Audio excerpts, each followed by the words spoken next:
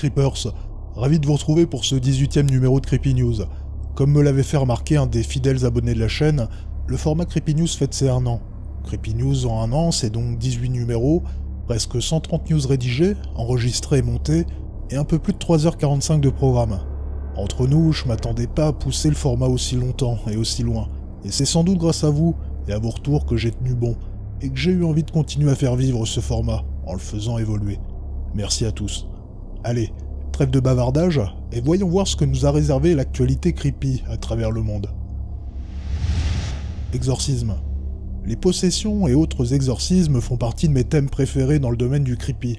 William Friedkin, le réalisateur du non moins cultissime L'Exorciste, a imprimé dans la culture populaire ce à quoi devait ressembler une possession et un exorcisme.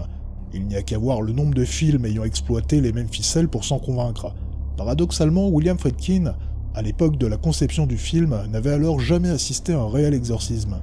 Et bien maintenant, c'est chose faite. En effet, c'est dans un documentaire événement, The Devil and Father Amorth, projeté au Festival de Venise, qu'il a pu faire part de son expérience, mais surtout partager des images plutôt exceptionnelles. Dans la scène que je vais vous partager, nous suivons le père Amorth, chef exorciste du Vatican et du diocèse de Rome, de 1986 jusqu'à son décès en 2016, en plein exorcisme sur une jeune fille du nom de Rosa. A lui a fissarlo perché tu non conti una cicca, ovvero non conti una cicca. È la mia! È la mia! È la mia! È di Cristo! Siamo eserciti! Eserciti! Nous sommes bien évidemment très loin des scènes grand guignolesques du film, mais cette proximité et ce réalisme font de cette scène un petit condensé d'horreur. Il s'agirait du 9e exorcisme reçu par la jeune fille, à raison d'1 par mois. William Friedkin a précisé qu'il avait tourné cette scène seul, avec une simple caméra HD, et ce à moins d'1 mètre des événements. Bien que terrifiante d'après lui, cette séance d'exorcisme a surtout fait naître chez lui un sentiment profond d'empathie pour cette jeune fille. En effet, que l'on soit partisan de la possession ou de la maladie mentale, les souffrances dans ce genre de cas sont souvent bien réelles pour ces personnes. William Friedkin a pu montrer ces images à différents spécialistes américains du cerveau, que ce soit des neurochirurgiens ou des neurologues, qui ont tous été incapables de donner un sens ou des explications aux tourments de la jeune fille. Concernant les psychiatres, eux avancent un trouble dissociatif de l'identité, une maladie traitée entre autres par voie médicamenteuse. Certains psychiatres précisent d'ailleurs que lorsque le soin et les traitements ont pu être mis en œuvre pour des personnes convaincues d'être possédées, un exorcisme, réalisé par un prêtre en complément, a pu avoir des effets bénéfiques sur la santé mentale de certains patients. Bref, que l'on porte un regard pragmatique ou plus spirituel sur ce genre de cas, les images que nous a partagées William Friedkin n'en demeurent pas moins très intéressantes. Pour le moment, pas de date de sortie pour le documentaire en France. Fait divers. Nous allons aborder un fait divers plutôt creepy, mais surtout très atypique. Des journalistes qui réalisaient un documentaire du nom de Drugs Map Britain, commandé par la BBC, ont été témoins d'un accident plutôt traumatisant en mars 2017. Alors qu'ils se trouvaient au nord de Londres, dans le domicile d'un homme qu'ils étaient en train d'interviewer, celui-ci aurait été victime d'une crise d'épilepsie, allongé sur son lit. Seulement, c'est ce moment-là qu'a choisi son chien pour se jeter sur lui et littéralement le dévorer.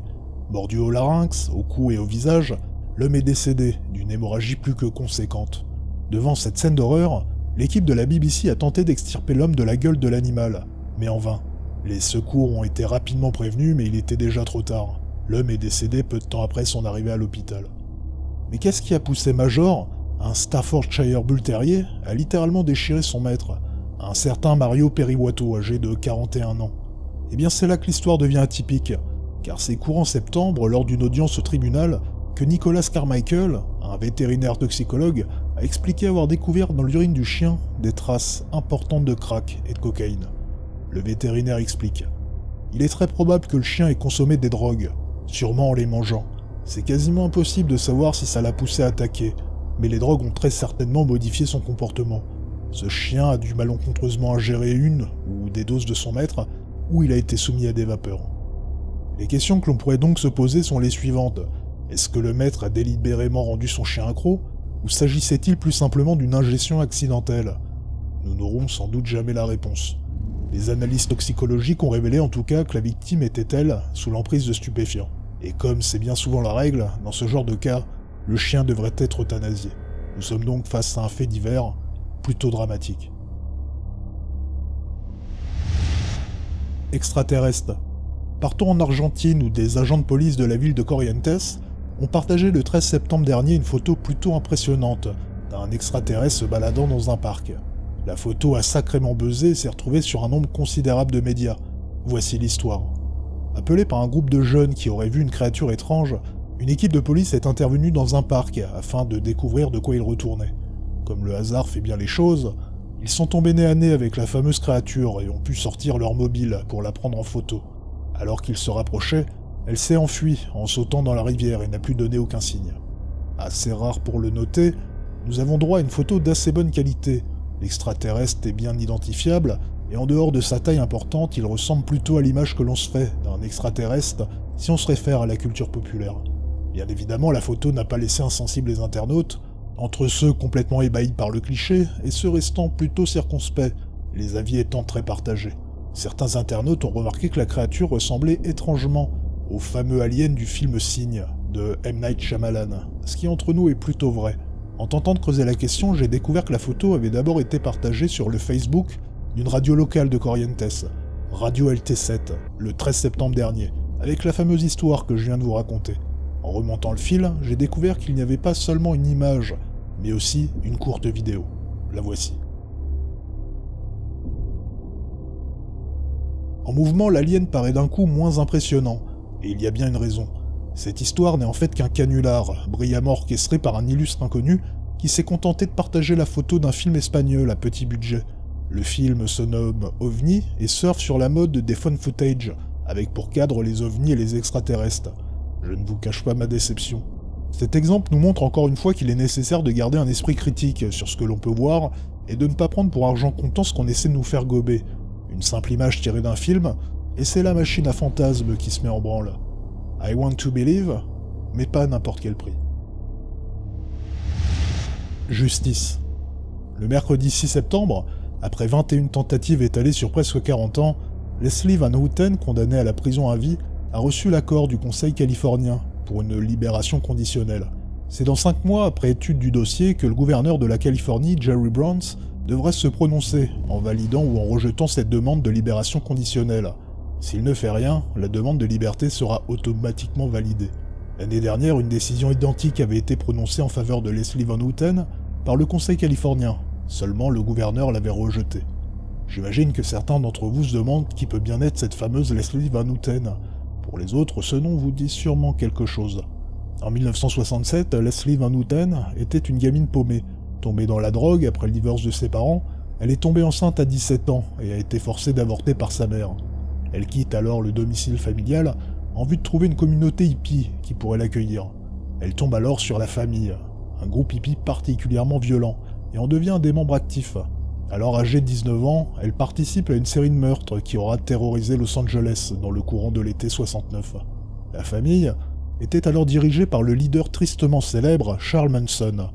Convaincu d'être dirigé par la réincarnation du Christ, ce groupe sévira dans le sud de la Californie et sera à l'origine de meurtres prémédités, plus barbares les uns que les autres. Leslie Van Houten en sera une des actrices, lorsqu'elle décidera de se faire remarquer par Charles Manson, qui n'avait jusqu'alors aucune considération pour elle. C'est dans la nuit du 10 août 69 qu'elle participera au meurtre de Leno LaBianca, un dirigeant de chaîne de supermarché, et de sa femme, Rosemary. Condamnée à la peine de mort le 29 mars 1971, sa condamnation sera transformée en peine de prison à perpétuité. Incarcérée depuis presque 40 ans, Leslie Van Houten est, semble-t-il, une prisonnière modèle qui a passé des diplômes universitaires. Elle fonde sa défense et appuie sa demande de libération conditionnelle en mettant en avant le fait qu'elle était jeune, impressionnable, et qu'elle avait peur des répercussions si elle quittait la famille. Seulement, cette libération semble peu envisageable, quelles que soient les circonstances atténuantes mises en évidence par son avocat. En effet, lors de sa dernière demande de liberté conditionnelle, une pétition avait alors récolté plus de 140 000 signatures, exigeant qu'elle reste emprisonnée. Le gouverneur de Californie ne devrait donc prendre aucun risque en vue d'une éventuelle réélection. Il est assez intéressant de voir, et ce après plus de 40 ans, comment cette sordide histoire continue de déchaîner les passions. Affaire à suivre. Poltergeist. Un creepy news sans une petite photo ou une vidéo supposée paranormale, ce n'est plus vraiment un creepy news. Rendons-nous sur Reddit où un certain Munchy Bear a partagé une vidéo plutôt intéressante.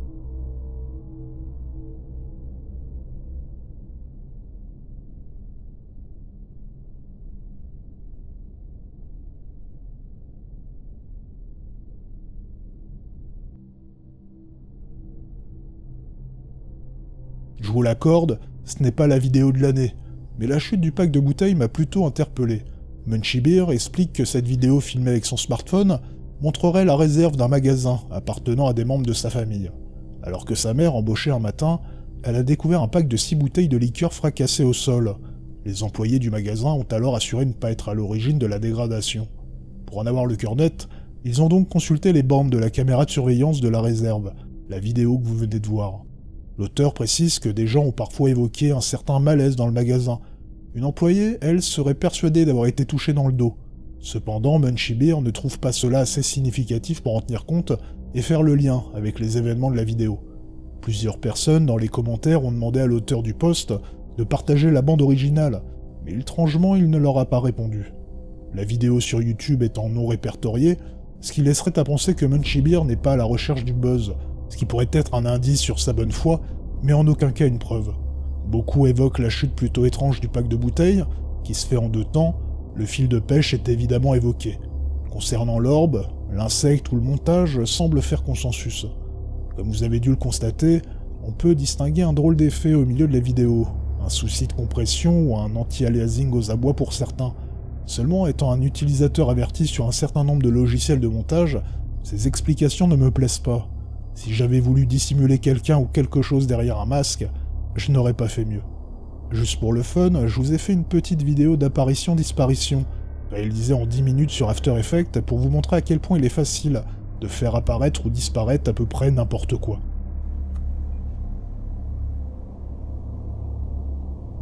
Et voilà.